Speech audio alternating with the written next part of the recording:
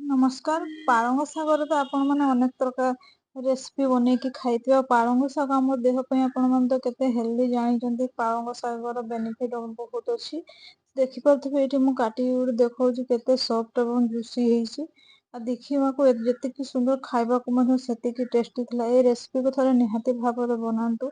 ଏଇ ଦେଖିପାରୁଥିବେ ବିନା ତେଲରେ ଆମେ ଛାଣିକି ଆକୁ ବନେଇବା ଏତେ ଟେଷ୍ଟି ଯେ ଆପଣ ନ ବନେଇଲେ ଜାଣିପାରିବେନି।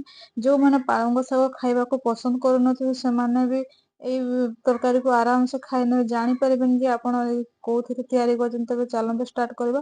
ତ ନମସ୍କାର ଦର୍ଶକ ବନ୍ଧୁ, ଏମାର କିଚେନକୁ ଆପଣଙ୍କୁ ଅନେକ ଅନେକ ସ୍ୱାଗତ। ଚାଲନ୍ତୁ ଷ୍ଟାର୍ଟ କରିବା ଆଜିର ରେସିପି। ଏ ଦେଖନ୍ତୁ ମୁଁ ଗୋଟେ ବିଡା ଶାଗକୁ 300 ଗ୍ରାମ ପାଖାପାଖି ହବ ତାକୁ ଭଲ ଭାବରେ ଡେଣ୍ଠକୁ ଛଡେଇକି ଏଇଭଳିଆ ଧୋଇ ନେଇଛି। ଦେଖିପାରୁଥିବେ ତାର ଯୋଉ ମୋଟା ଡେଣ୍ଠ ହଉଛି ଆମେ ଆକୁ କାଢିଦବା। ଆକୁ ଆମେ ପରେ ୟୁଜ କରିବା। ଡେଣ୍ଠ ଦବା ଦ୍ଵାରା ଆମର କପ୍ତା ଟା ଭଲସେ ହବନି, ଫାଟିଯିବାର ସମ୍ଭାବନା ଅଛି। ସେଥିପାଇଁ ଆକୁ ଆମେ ଏଇଭଳିଆ ଡେଣ୍ଠକୁ ସବୁ ଚିରିକି ଏଇଭଳିଆ ରଖିଦବା ଗୋଟେ ପ୍ଲେଟରେ। ଆକୁ ଆମେ ପରେ ୟୁଜ କରିବା। କେତେବେଳେ ୟୁଜ କରିବେ ନିହାତି ଭାବରେ ଭିଡିଓଟିକୁ ସମ୍ପୂର୍ଣ୍ଣ ଦେଖନ୍ତୁ। ଆଉ ଏଇଠି ଦେଖନ୍ତୁ ଶାଗକୁ ଆମେ ପୁରା ପତଳା ପତଳା କାଟି ନବା। ବେଶୀ ପତଳା କାଟିଲେ ବି ହବ, ନ ପତଳା କାଟିଲେ ବି ଆପଣଙ୍କ ଅନୁସାରେ ଆପଣ କାଟି ପାରିବେ। ମୁଁ ଏଇଭଳିଆ ରଫଲି କାଟି ଦଉଛି, ଦେଖିପାରୁଥିବେ ଏଇଭଳିଆ ଟିକେ କାଟି ନବା। ଯାହା ଦ୍ୱାରା ଆମକୁ ଆକୁ ରୋଲ କରିବା ପାଇଁ ସୁବିଧା ହବ, କୋପ୍ତା ବନେଇବା ପାଇଁ, ଗୋଲ ବନେଇବା ପାଇଁ। ଏଇଠି ଦେଖନ୍ତୁ ଗୋଟେ ଥାଳିରେ କାଢି ନେଇଯିବା, ପ୍ଲେଟରେ ଗୋଟେ କାଢି ନବା, ରଖି ନବା। ଦେଖନ୍ତୁ ଏଇଠି ମୁଁ ସବୁ ଆକୁ କାଟିକି ନେଇ ଆସିଛି। ଏ ରେସିପିକୁ ଥରେ ଯଦି ବନେଇବେ ନା ବାର ବାର ଆପଣଙ୍କୁ ବନେଇବାକୁ ଇଚ୍ଛା ହବ। ଅଳ୍ପ ଟିକେ ଲୁଣ ଦେଇଦବା, ଯାହା ଦ୍ଵାରା ଏକ୍ସଟ୍ରା ଯଦି ମଶ୍ଚର ତାର ପାଣି ଅଂଶ ବାହାରି ଯିବ, ଛାଡିଦବ ପାଳଙ୍ଗ ଶାଗ। ତାକୁ ଏଇଭଳିଆ ମିଶେଇକି ଆମେ 5 ମିନିଟ ପାଖାପାଖି ଆମେ ତାକୁ ସାଇଡରେ ରଖିଦବା। ଯାହାଦ୍ୱାରା ତାର ଏକ୍ସଟ୍ରା ପାଣିକୁ ଲୁଣ ବାହାରିବାରେ ସାହାଯ୍ୟ କରିବ। ଆକୁ ଆମେ ସାଇଡରେ ରଖିଦବା ଏବେ। ଚାଲନ୍ତୁ ଏବେ ଯିବା ନେକ୍ସଟ ପ୍ରୋସେସକୁ। ଏଠି ଦେଖନ୍ତୁ ମସଲା ପ୍ରିପେୟାର ପାଇଁ ଏଠି ଗୋଟେ ଟମାଟୋ ନେଇଛି, 2ଟା କଞ୍ଚା ଲଙ୍କା ନେଇଛି, ଛୋଟ ଅଦା ନେଇଛି, 2ଟା ପିଆଜକୁ ନେଇଛି, ଆଉ କିଛି ରସୁଣ କୋଲାକୁ ନେଇଛି। ଏଇଭଳିଆ ଟମାଟୋକୁ କାଟିଦବା। ଯେହେତୁ ପେଷ୍ଟ ବନେଇବା, ଦେଖନ୍ତୁ ପିଆଜକୁ ବି ଏଠି ମୁଁ ଚପ୍ କରିକି ନଉଛି। ପିଆଜକୁ ପୁରା ଚୁନ ଚୁନ କରି ଚପ୍ କରି ନବା। ଦେଖନ୍ତୁ ଏଠି ମୁଁ ଟମାଟୋ, କଞ୍ଚା ଲଙ୍କା ଆଉ ଅଦା ରସୁଣକୁ ଦେଇକି ଭଲ ଭାବରେ ଗୋଟେ ସ୍ମୁଥ ପେଷ୍ଟ ବନେଇ ନେବା। ଅଦାକୁ ଏଇଭଳିଆ କାଟିଦବା, ଯାହା ଦ୍ୱାରା ଆମର ଅଦା ଟା ଆଉ ଭଲ ଭାବରେ ପେଶି ହେଇଯିବ ସବୁ ମସଲା ସହିତ। ଏ ଦେଖନ୍ତୁ ପିଆଜକୁ ବି ମୁଁ ରଫଲି ଚପ୍ କରି ନଉଛି ସବୁକୁ। ଭିଡିଓଟିକୁ ସମ୍ପୂର୍ଣ୍ଣ ଦେଖନ୍ତୁ, ଜମାରୁ ସ୍କିପ୍ କରନ୍ତୁନି। ଯଦି ଚ୍ୟାନେଲରେ ଦେଖୁଛନ୍ତି ପ୍ଲିଜ ସବସ୍କ୍ରାଇବ କରି ପାଖରେ ଥିବା ଅଲ ବଟନକୁ ସିଲେକ୍ଟ କରିନେବେ। ଆଉ ଫେସବୁକ ପେଜରେ ଫଲୋ କରିବାକୁ ଜମା ଭୁଲିବେନି। ଏଇଠି ଦେଖନ୍ତୁ 5 ମିନିଟ ପରେ ଏଇଠି ଦେଖନ୍ତୁ ମୁଁ ପାଳଙ୍ଗ ଶାଗକୁ ଏଇଭଳିଆ ଭଲ ଭାବରେ ଚିପୁଡିକି ଦେଖୁଛି। ଦେଖିପାରୁଥିବେ ପାଣି ତାର ଏକ୍ସଟ୍ରା ପାଣି ଯାହା ସବୁ ବାହାରିଗଲା।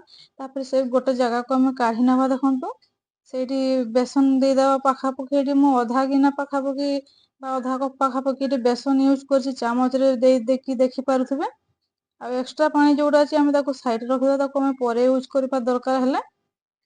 ତାକୁ ଜମାରୁ ଫୋପାଡିବେନି, କାରଣ ସେଠି ବି ବହୁତ ସାରା ପ୍ରୋଟିନ ଅଛି। ଏଠି ସ୍ଵାଦ ଅନୁସାରେ ଲଙ୍କାଗୁଣ୍ଡ ଯେତିକି ରାଗ ଖାଇବେ ସେତିକି ଦେବେ।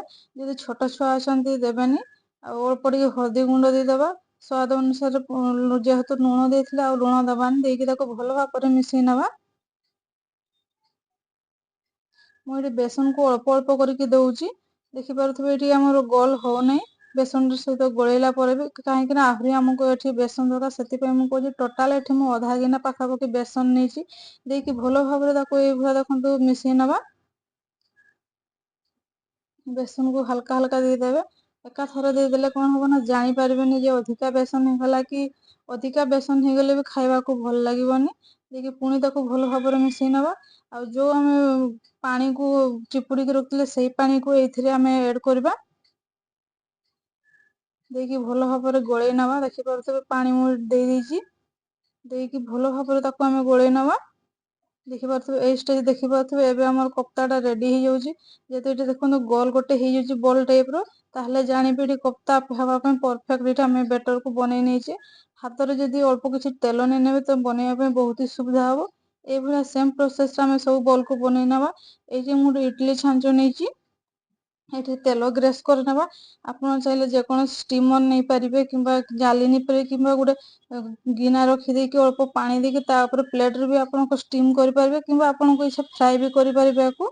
এইଭଳିଆ ଦେଖନ୍ତୁ ତେଲ ଲଗେଇକି ଆମେ ଏଇଠି ଚାରିପଟେ ମୁଁ ରଖିଦେଇଛି ଇଟିଲି ଛାଞ୍ଚ ଉପରେ। ତାପରେ ଏଠି ପାଣି ଗରମ କରି ନେଇଥିଲି।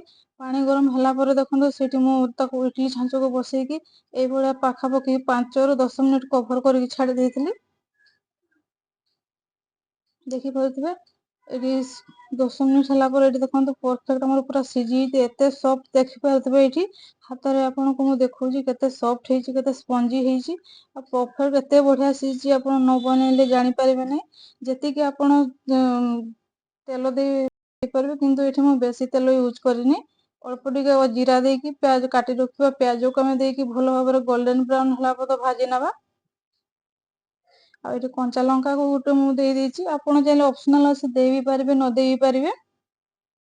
ଏଇଠି ଦେଖନ୍ତୁ ଅଳ୍ପ ଟିକେ ଲୁଣ ଦେଇଦବା ପିଆଜ ଟା ଆମର ଭଲ ଭାବରେ ସିଝିବା ପାଇଁ।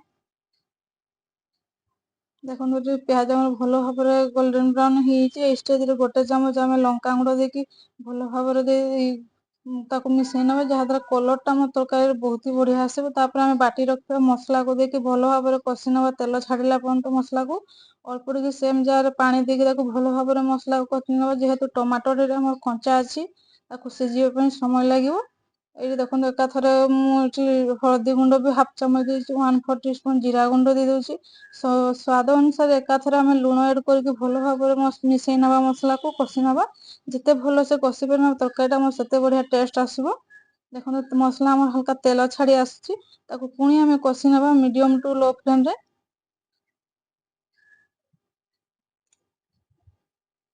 ଦେଖିପାରୁଥିବେ ମସଲା ଆମର ଏଠି ଭଲ ଭାବରେ କଷିଛି। ଏଇ ଷ୍ଟେଜରେ ଆମେ ଯୋଉ ଡେଣ୍ଠକୁ କାଟିକି ରଖିଥିଲେ ତାକୁ ଏଇ ଷ୍ଟେଜରେ ଦେଇକି ଭଲ ଭାବରେ ତାକୁ ମିଶେଇ ନବା। ଏଇ ତାର ଟେକ୍ସଚର ଟା ବି ବହୁତ ହି ବଢିଆ ଦେଖାଯିବ ତରକାରୀରେ। ତାପରେ ଦେଖନ୍ତୁ ଏଇ ଯୋଉ ବେସନ ପାଣି ଟାକୁ ମୁଁ ସେଇ ଯୋଉଥିରେ ଆମେ କପ୍ତା ଗୋଳେଇ ପାଇଁ ବେଟର ଗୋଳେଇଥିଲେ ସେଇଠୁ ଅଳ୍ପ ପାଣି ଦେଇକି ତାକୁ ଭଲ ଭାବରେ ମିଶେଇ ନେବା, ଯାହାଦ୍ୱାରା ଆମର ଗ୍ରେଭି ଟା ବହୁତ ହି ବହଳିଆ ହବ, ମୋଟା ହବ। ଦେଖିପାରୁଥିବେ ଏଠି ମସଲାକୁ ମୁଁ ଭଲ ଭାବରେ, ଯେହେତୁ ବେସନ ଟାକୁ ସିଝିବା ପାଇଁ ସମୟ ଲାଗିବ ସେଥିପାଇଁ ଘୋଡଣି କରିକି ତାକୁ ସିଝେଇ ନବା।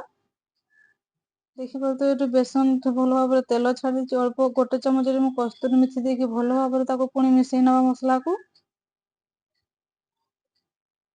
ଯେହେତୁ ବେସନ ଦେଇଛି ତଳେ ଲାଗିଯିବାର ସମ୍ଭାବନା ଅଛି, ତ ଦେଖିକିରି ଆପଣ ମଝିରେ ମଝିରେ ତାକୁ ଏଇଭଳିଆ କରୁଥିଲା ଚଲେଇ ନଉଥିବେ ନହେଲେ ଲାଗିଯିବ। ଦେଖନ୍ତୁ ମସଲା ଆମର ପୁରା ଛାଡି ଦେଇଛି। ଏଇ ଷ୍ଟେଜ ରେ ଆପଣ ଯେତିକି ଗ୍ରେଭି ରଖିବେ ସେଇ ଅନୁସାରେ ପାଣି ଦେଇକି ତାକୁ ଗୋଟେ ଫୁଟା ଆସିଲା ପର୍ଯ୍ୟନ୍ତ ଛାଡିଦେବେ ଫୁଟିବା ପାଇଁ।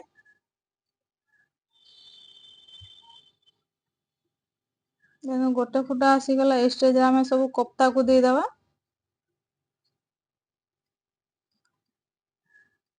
ଏ କପ୍ତାକୁ ଆପଣ ଯେତେ ସିଝେଇଲେ ବି ଫାଟିବାର ଚାନ୍ସ ହବନି, ଯେହେତୁ ଆକୁ ଆମେ ଷ୍ଟିମ କରିଛେ। ଆପଣ ଯଦି ଫ୍ରାଏ କରିଥାନ୍ତେ ସେ ଫାଟି ଯିବାର ସମ୍ଭାବନା ଥାଏ। ତ ଏଇଭଳିଆ ତାକୁ ହାଲକା ହାଲକା କରଚୁଲାରେ ମିଶେଇ ନବା। ଆକୁ ଛାଡିଦବା ମିଡିୟମ ଫ୍ଲେମ ରେ 5 ମିନିଟ ପାଖାପାଖି ପୁରା ଲୋ ଫ୍ଲେମ ରେ କଭର କରିଦବା। ଯାହା ଦ୍ୱାରା ମସଲା ଟା ଆମର ଭଲ ଭାବରେ କପ୍ତା ମଧ୍ୟରେ ମସଲା ଟା ଆମର ଭଲ ଭାବରେ ପଶିଯିବ।